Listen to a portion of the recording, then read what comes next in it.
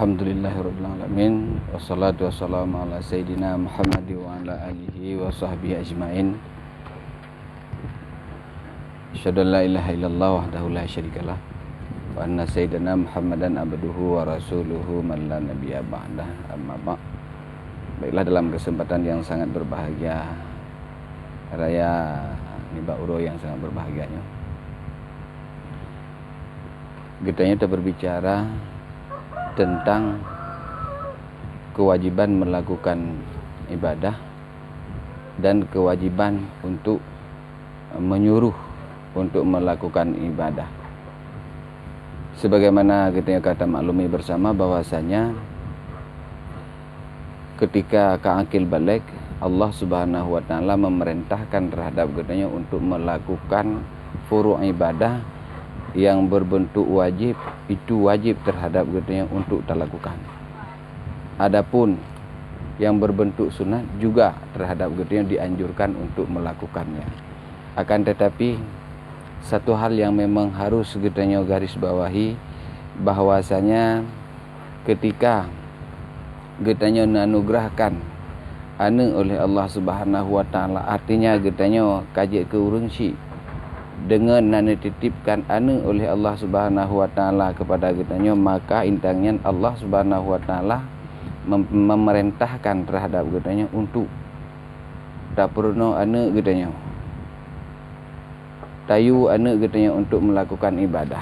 Yang wajib bagi kitanya yang pertama adalah tak perlu anu kitanya, yaitu ilmu perlain agar diibadat kepada Allah Subhanahu wa taala dengan ilmu yang betul-betul sah ketika dilakukan ibadah. Akan tetapi manakala anak getanya urunyo na umur 7 tahun, maka terhadap getanya urun si ya, berkewajiban untuk getanya yu anak getanya nyan melakukan ibadah.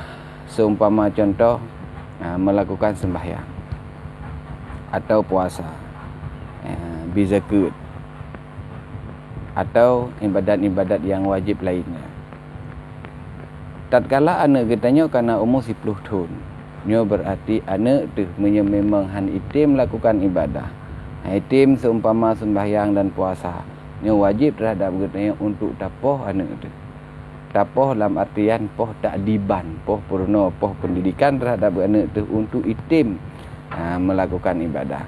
Ken poh ilanya menyepoh ilanya yang berdosa bagi kitanya urun si yang tapoh anak yang karena tak ilanya ji nyo dosa kitanya urun si tapoh anak tu pakan karena ken poh tak diban pesit poh yang menyiksanya dilarang dalam agama. Tapi memang kitanya hana tayu anak tu, hana tak anjurkan anak kitanya untuk tak yu semayang, tak ajak untuk semayang.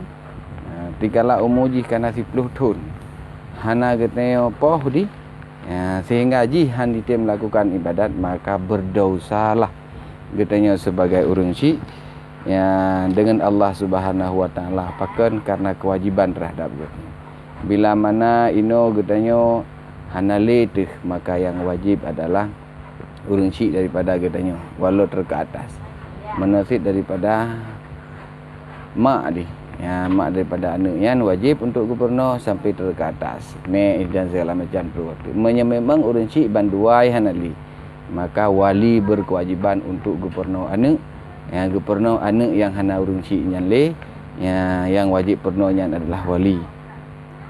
Ketika wali hana sasotan nalenya berarti wali am intangnya merupakan tugas goknya untuk gubernur anak yang hana saboh nali menyahan berdosa gitu ya Bandung karena tertinggalkan kewajiban untuk tapurno generasi gitu ya tapurno anak gitu khusus ji gitu yang na anak tu draw gitu terhadap anak wajib untuk tapurno ukuran gelah perlain dan tak ajak untuk melakukan ibadah.